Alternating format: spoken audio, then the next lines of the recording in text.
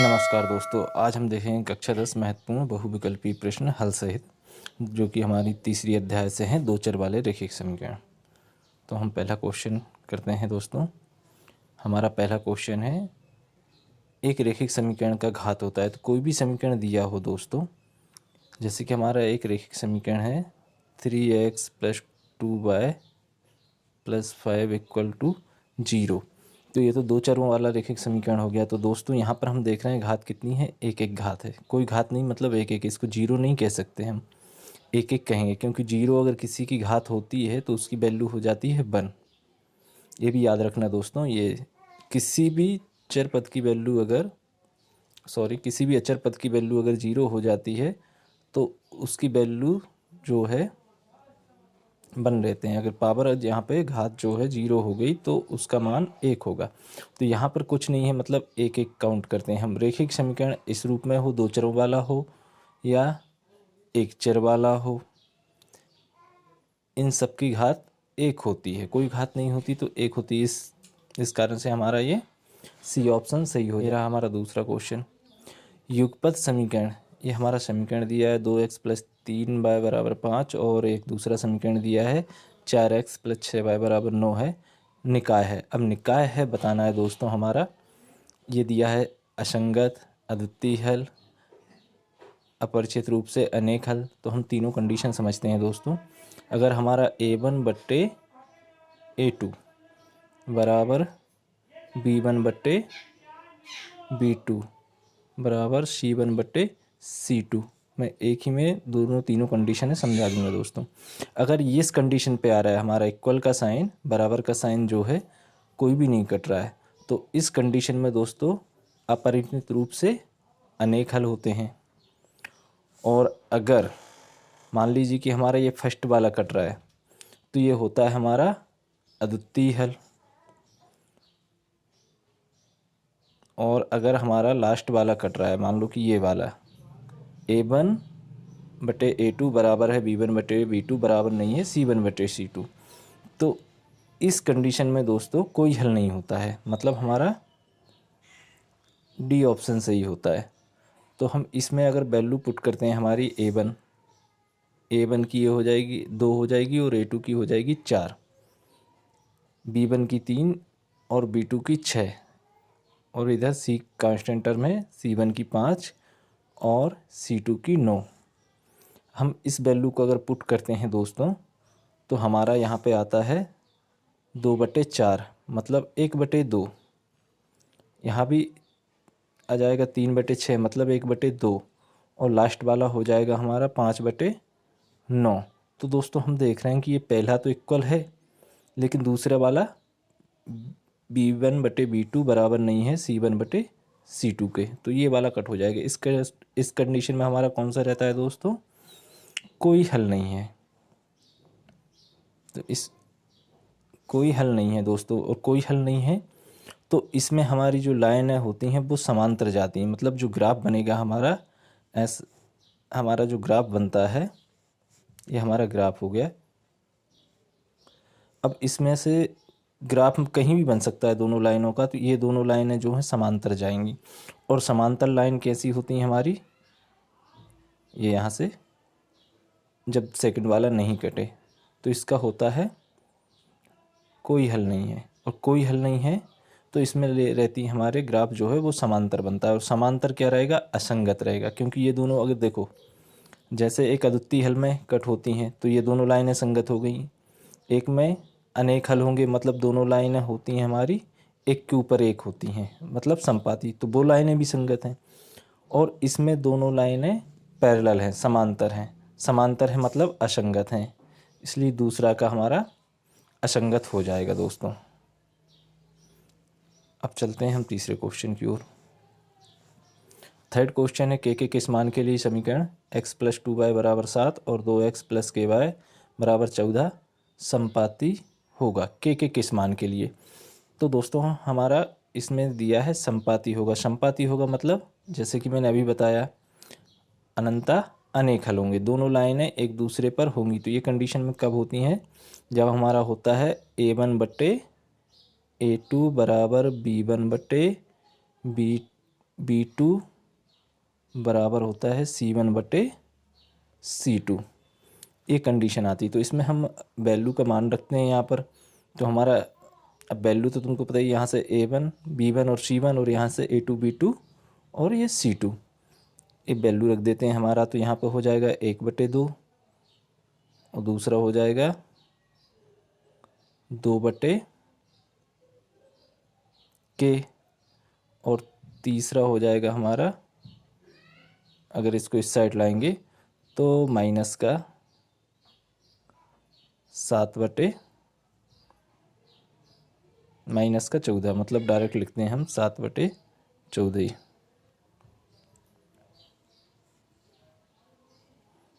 7/14 मतलब ये भी हमारा 1/2 हो जाएगा दोस्तों, 1/2। अब के किस मान के लिए, तो दोस्तों हम इससे सॉल्यूशन कर लें, मतलब हल निकाल लें, या इन दोनों से निकाल लें। सभी इक्वल हैं, तीनों इक्वल हैं, क्योंकि इसने कह रखा है संपाती। संपाती मतलब अनेक हल होते हैं, सभी बराबर होते हैं। तो अगर हम इससे निकालते हैं 2/K बराबर 1/2, तो दोस्तों इस 2 को हम यहाँ पहुँचाएंगे तो ये हो जाएगा 4 और K को 1 में गुणा होगा तो K। तो हमारा आंसर कितना आ गया, K बराबर 4। तो हमारा तीसरे का C ऑप्शन सही हो जाएगा दोस्तों, ये वाला 4।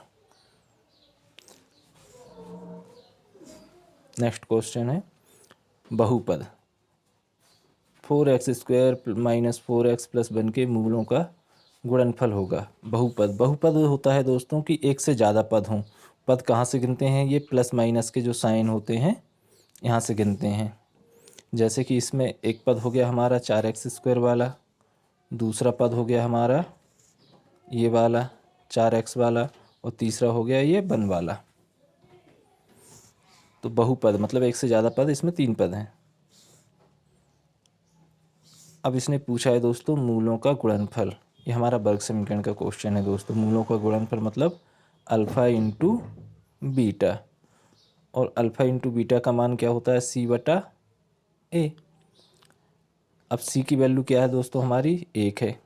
ये A होता है, ये B होता है और ये लास्ट वाला C होता है। तो C की वैल्यू यहाँ पर 1 है और A की वैल्यू क्या है दोस्तों, यहाँ पर 4 है। तो 1/4 हमारा आंसर हो जाएगा, मतलब चौथे का भी हमारा C ऑप्शन सही हो जाएगा।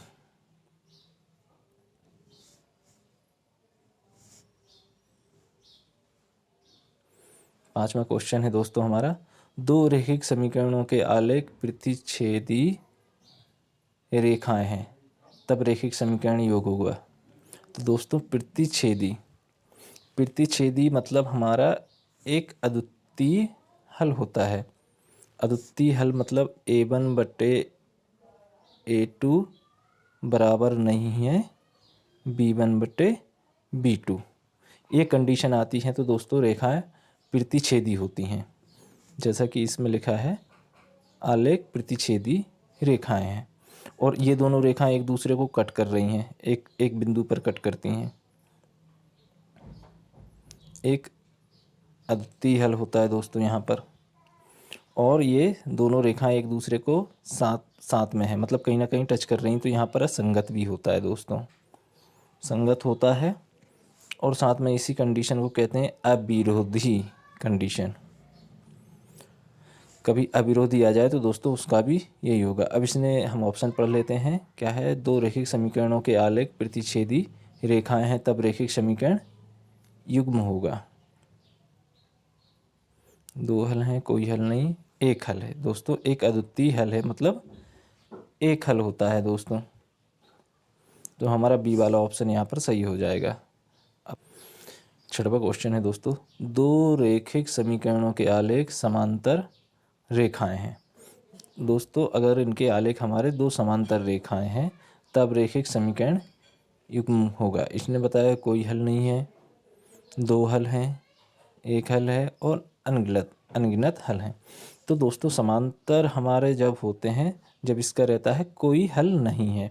कैसा कोई हल नहीं है, मतलब A1/A2 बराबर B1/B2 B2 और बराबर नहीं है, यहाँ B2 होगा C1/C2। तो इस कंडीशन में होता है दोस्तों कोई हल नहीं है, और इसमें रेखाएं जो है इनके ग्राफ बनते हैं वो समांतर होते हैं। तो यहाँ पर हो जाएगा दोस्तों कोई हल नहीं है, आलेख समांतर रेखाएं होती हैं तब कोई हल नहीं है। अगला क्वेश्चन है दोस्तों हमारा A1/A2 बराबर है B1/B2 बराबर नहीं है C1/C2। दोस्तों मैंने अभी बताया था समीकरण निकाय। अब यहाँ पे समीकरण दिया है A1x B1 जैसा हम करते आ रहे हैं वैसे ही दिया है इसमें। यहाँ पर कांस्टेंट टर्म की जगह उसने एक्स का कोफिशिएंट मतलब गुणांक A1 B1 C1 ऐसे रूप में दे दिए हैं एक्स वाई के। अब यहाँ पे इस कंडीशन को पूछ रहा है दोस्तों हमारी, तो ये वाली जो कंडीशन लिखी है यहाँ पर A1/A2 बराबर B1/B2 बराबर नहीं है C1/C2। तो इस कंडीशन को जस्ट हमने अभी सॉल्व किया है दोस्तों, क्या हो जाएगा हमारा कोई हल नहीं है। लास्ट वाला कटता है तो कोई हल नहीं है, पहला वाला कटता है। अभी शॉर्ट में बता देता हूँ दोस्तों, यहाँ पे रहता है B1/B2 और यहाँ पर A1/A2 C1/C2। अगर ये पहला वाला कटता है, पहले तो इसी कंडीशन को समझते हैं एक बार फिर से दोस्तों। तो ये कंडीशन में क्या होगा, अनेक हल होते हैं। अगर फर्स्ट वाला कटता है यहाँ A1/A2 बराबर नहीं है B1/B2 के, तो इस कंडीशन में एक अद्वितीय हल होता है दोस्तों। और अगर ये वाला नहीं, ये वाला कटता है लास्ट वाला, तो यहाँ पर होता है कोई हल नहीं है, और यहीं पर समांतर होती हैं। तो हम देख रहे हैं दोस्तों यही हमारे साथ कंडीशन है, तो इस कंडीशन में होता है कोई हल नहीं है। इन कंडीशन को अच्छे से समझ लें दोस्तों, इनसे एक दो क्वेश्चन जरूर आते रहते हैं कंडीशन बेस पे।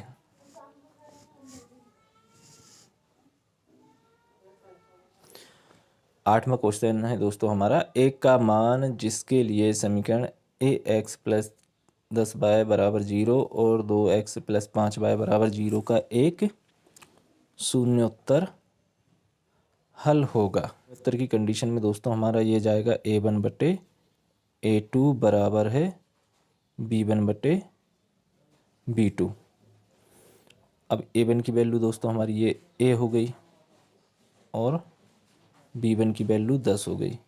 ऐसे यहाँ पे A2 की वैल्यू हो जाएगी 2 और B2 की वैल्यू हो जाएगी 5। हम ये वैल्यू पुट करते हैं यहाँ पर दोस्तों, तो हमारा हो जाएगा A/2 और यहाँ पर हो जाएगा, हम वैल्यू पुट करेंगे तो 10/5। अब यहाँ पर दोस्तों हम देख रहे हैं कि 5 से ये 10 कट जाएगा कितनी बार, 2 बार। तब हम इस A की वैल्यू निकालेंगे तो A बराबर ये वाला 2 और ये वाला 2 जो बचा है ये आपस में गुणा हो जाएंगे। उधर जाएगा तो गुणा हो जाएगा, यहाँ नीचे है उधर जाके इधर भागित में है उधर गुणा में हो जाएगा, 2 दूनी 4। ये वैल्यू दोस्तों हमारी आ जाएगी 4। तो 4 हमारा कौन सा ऑप्शन है, ए वाला ऑप्शन सही है दोस्तों। 8वें का ए सही हो जाएगा हमारा। नंबर क्वेश्चन है दोस्तों हमारा, ए का मान जिसके लिए समीकरण निकाय ax - y बराबर 2 दिया है और 6x - 2y बराबर 3, ये अगला समीकरण दिया है, एक अद्वितीय हल होगा। अद्वितीय हल होने की कंडीशन होती है दोस्तों, अच्छा ये मैं A1/A2 बराबर नहीं है B1/B2, ये कंडीशन होती है दोस्तों। अब इस कंडीशन में हम वैल्यू पुट करते हैं। A1 की वैल्यू कितनी है दोस्तों, A1 का मान हमको A ही दिया है और B1 का मान दिया है 6। A1 का मान दिया है A और A2 का मान दिया है 6 और B1 का मान दिया है दोस्तों हमको -y है, और यहाँ पर हमारा हो जाएगा B2 का भी -2 है तो दोस्तों, और यहाँ पे लगा है ये इक्वल नहीं है, तब माइनस से माइनस तो दोस्तों हमारा ये कट जाएगा, 1/2 आ जाएगा। तब यहाँ से हम A की वैल्यू निकालेंगे तो ये 6 उधर जाएगा, ये 6 इधर जाके 1 के साथ मल्टीप्लाई हो जाएगा, मतलब 6/2 और बराबर नहीं है दोस्तों। और इस कंडीशन में A is not equal to, अब ये 2 से ये 6 में भाग देंगे तो 3 बार कट जाएगा। तो ये आंसर आ रहा है दोस्तों हमारा, बी आंसर हमारा मैच कर रहा है दोस्तों। A is not equal to 3। Number question का बी वाला आंसर हमारा सही हो जाएगा दोस्तों। अब चलते हैं अगले क्वेश्चन की ओर। हमारा 10वां क्वेश्चन है दोस्तों। ए का मान जिसके लिए समीकरण 10x + 5y बराबर, ये दूसरा दिया है, a - 5, ये सी की वैल्यू दी है दोस्तों। और यहाँ पर दिया है 20x + 10y - a के अनगिनत अनेक हल होंगे। ए का मान निकालना है दोस्तों। अब अनगिनत हल क्या होते हैं दोस्तों हमारे, जब सभी इक्वल के साइन हों। a1/a2 बराबर b1/b2 बराबर c1/c2, ये कंडीशन होती है दोस्तों। तब हमारे अनगिनत अनेक हल होते हैं या अनंता अनेक हल होते हैं। अब ए के मान के लिए तो दोस्तों पहले हम इसमें वैल्यू पुट करते हैं। ए का मान यहाँ से क्या हो जाएगा, a1 की वैल्यू हो जाएगी 10 और a2 की वैल्यू हो जाएगी 20। 10/20 मतलब हो जाएगी दोस्तों 1/2। और यहाँ पर 5/10 मतलब 1/2। और यहाँ पर क्या हो जाएगा दोस्तों हमारा c1/c2। तो यहाँ पर देखिए इक्वल के उस साइड है और इधर इस साइड है, तो दोनों को हम एक ही साइड लाएंगे। तो माइनस में कॉमन ले लेता हूँ, a - 5,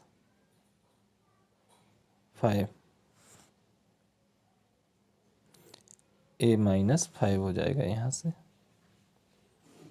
और बटे में ये वाला a, तो a से तो दोस्तों हमारा ये कट जाएगा माइनस से माइनस। अब हम कोई सी भी कंडीशन ले सकते हैं दोस्तों यहाँ से। तब इन दोनों को सॉल्व कर लेते हैं, किन्हीं को भी उठा के हम सॉल्व कर लेंगे, या इससे कर लें या इससे कर लें, वैल्यू तो सबकी सेम ही है। इसलिए हम यहाँ पे लिखेंगे, इसको इरेज कर दूँ, तो हमारा हो जाएगा a - 5 अपॉन में a था और इस साइड था दोस्तों 1/2। मैंने इधर के इधर लिख दिया। 2a - 10 बराबर a। अब ये a इस साइड a वालों को इस साइड करेंगे तो माइनस हो जाएगी, तो a बराबर दोस्तों हमारा आ जाएगा, ये 10 उधर जाएगा तो प्लस का हो जाएगा। तो इसका सी ऑप्शन हमारा मैच कर रहा है दोस्तों।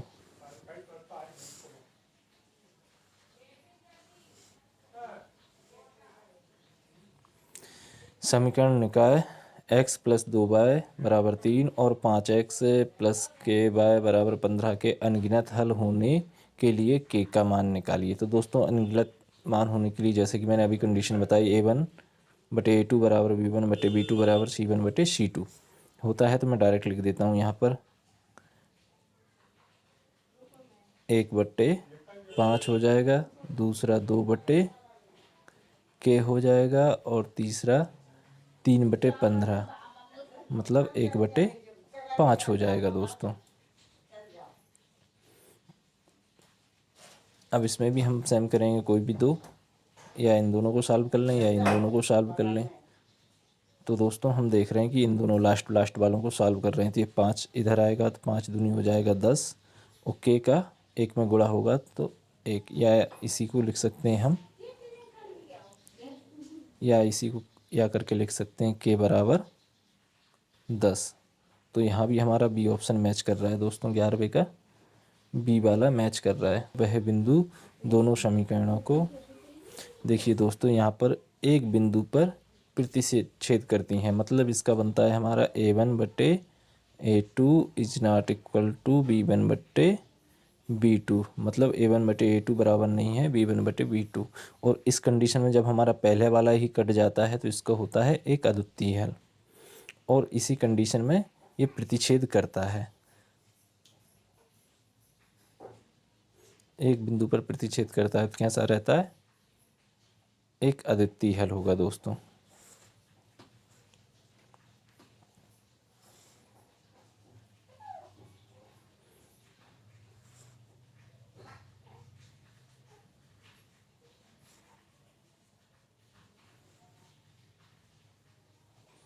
थर्टी नंबर का क्वेश्चन कहाँ है दोस्तों।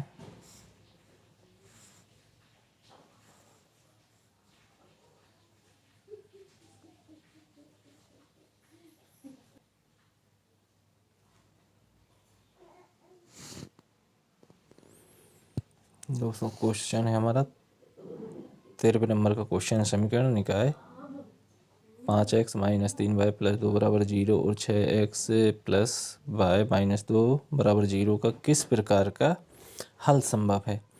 तो दोस्तों हम यहाँ पर देख रहे हैं कि a1/a2 b1/b2 बराबर c1/c2। इसमें हम वैल्यू रखते हैं तो पहली वैल्यू आ रही है हमारी a1 की वैल्यू आ गई 5 और a2 की वैल्यू आ गई 6। और यहाँ पर हम देख रहे हैं कि b1 की वैल्यू आ गई -3 और b2 की वैल्यू आ जाएगी 1। ऐसे ही c1/c2 2 और -2। तो दोस्तों ये तो हमारी कोई भी इक्वल नहीं हो रहा है, तो हमारा पहले ही इक्वल नहीं हो रहा है, पहले ही हमारा बराबर नहीं हो रहा है। और पहला बराबर नहीं होने पर हमारा क्या रहता है, एक अद्वितीय हल होता है। तो हमारा ए वाला ऑप्शन 13 नंबर के क्वेश्चन का हमारा ये वाला ऑप्शन सही हो जाएगा, वास्तविक एवं अद्वितीय हल है। 14वां क्वेश्चन है दोस्तों हमारा, समीकरण निकाय 2x प्लस a y बराबर 1 दिया है और 3x माइनस 5y बराबर 7 में अचर a के किस मान के लिए एक अद्वितीय हल होंगे। तो देखते हैं दोस्तों, अद्वितीय हल में हमारा क्या रहता है, a1/a2 बराबर नहीं है b1/b2। अब इसमें हम मान रखते हैं दोस्तों, तो हमारा a1 की वैल्यू कितनी है दोस्तों, यहाँ पर है हमारी a1 की वैल्यू 2 है, तो 2 और a2 की वैल्यू है 3, 2/3 हो गया। और यहाँ पर हो जाएगा हमारा 1/-5 है दोस्तों, ये 5। अब यहाँ से दोस्तों हम a की वैल्यू निकालेंगे, तो ये 5 इधर बटे में है, मतलब भागित में है, इधर आके 2 के साथ गुणा में हो जाएगा, तो 5 और माइनस का साइन तक कर देते हैं हम। तो हमारे यहाँ हो जाएगा 10 माइनस के 10/3। और ये कंडीशन कौन सी है दोस्तों हमारी, इसने एक अद्वितीय हल, मतलब a1/a2 बराबर नहीं b1/b2, मतलब ये वाला कट जाएगा हमारा, is not equal to a। तो हमारा ये आंसर आ जाएगा -10/3, या हम इसी को लिख सकते हैं a बराबर नहीं है -10/3। तो ये हमारा बी वाला ऑप्शन दोस्तों सही हो जाएगा। दोस्तों हमारा 16वें नंबर का क्वेश्चन, समीकरण x प्लस 2y बराबर 9 में यदि x बराबर 5 हो तो y का मान होगा। इस समीकरण में दोस्तों हमको x बराबर 5 दिया है और y का मान निकालना है। तो ये समीकरण में हम रखेंगे x की जगह कितना रखेंगे, हम x की जगह हम रखते हैं 5 प्लस 2y बराबर 9 दिया है, तो ये 5 को हम उस साइड पहुंचा देंगे, हमको तो इसकी वैल्यू निकालनी है। तो ये हो जाएगा हमारा 2y बराबर 9 माइनस के 5, 9 माइनस के 5, तो 5 जाएंगे तो यहाँ पे बचेगा, मतलब 9 में से 5 जाएंगे तो बचेगा हमारा 4। तो यहाँ पे आ गया दोस्तों हमारा 2y बराबर 4, ये बचा।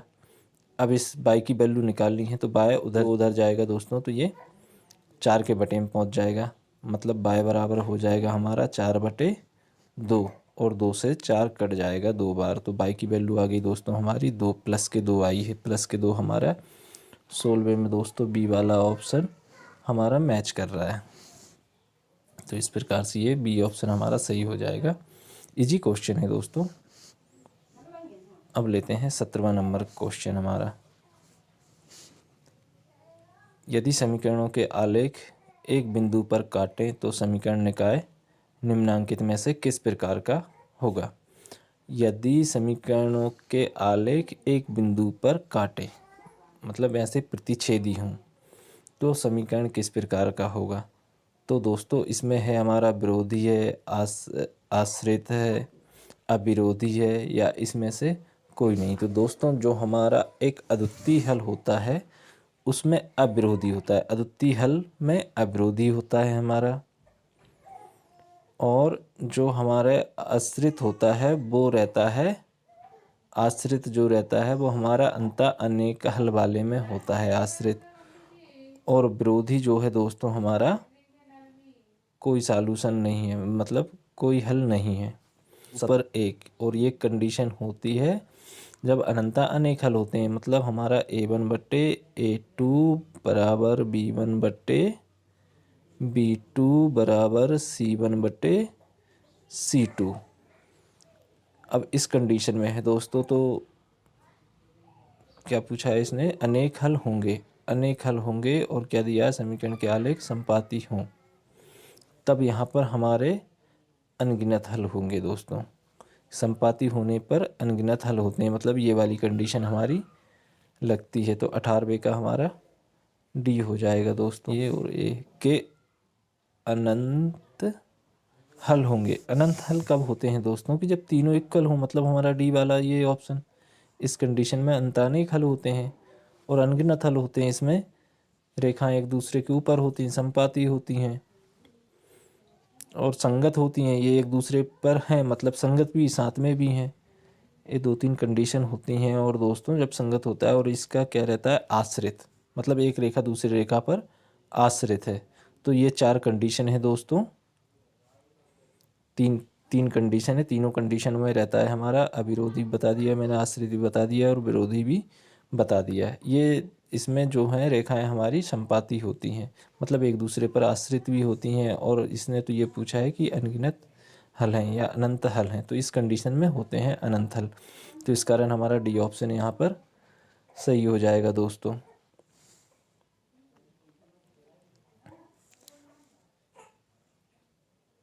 अब 20वें नंबर का क्वेश्चन है दोस्तों।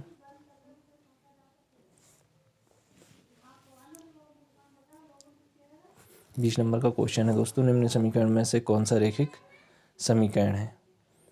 दोस्तों इसको आपको बताना है, रैखिक समीकरण कि कौन सा रैखिक समीकरण है। आपको ऑप्शन दिए हैं ए बी सी डी, ये 4 ऑप्शन है। 4 ऑप्शनों में से आपको बताना है। बस मैं ये नहीं बताऊंगा कौन सा रैखिक समीकरण है, बस समझा देता हूँ मैं। तो जिसकी पावर दोस्तों, मतलब समीकरण है हमारा, कोई भी समीकरण है, अगर पावर 2 है एक्स की, कहीं भी रहे कुछ भी समीकरण में, जैसे ये लिखा है x² 2x + 3, तो जिसकी पावर 2 है, मतलब ये 2 घात समीकरण है। सबसे बड़ी पावर देखना है दोस्तों, मैंने पिछले वीडियो में भी बताया है।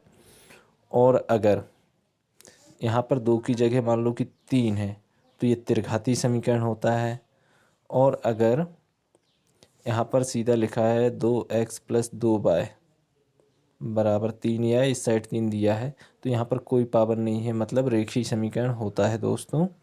अब ये रेखीय समीकरण तो है, लेकिन 2 चर हैं, एक चर x है, एक y है। तो ये इस कंडीशन में भी हो सकता है, या 2x + 3 इस कंडीशन में भी हो सकता है। तो जहाँ पर यहाँ पे कोई पावर नहीं रहती, वो हमारा रेखीय समीकरण रहता है। तो दोस्तों अब आपको बताना है कि 20 के सही आंसर कौन सा है। आपको option A B C D दिए हैं, सिर्फ आपको लिखना है A B C D। Thank you for watching the video.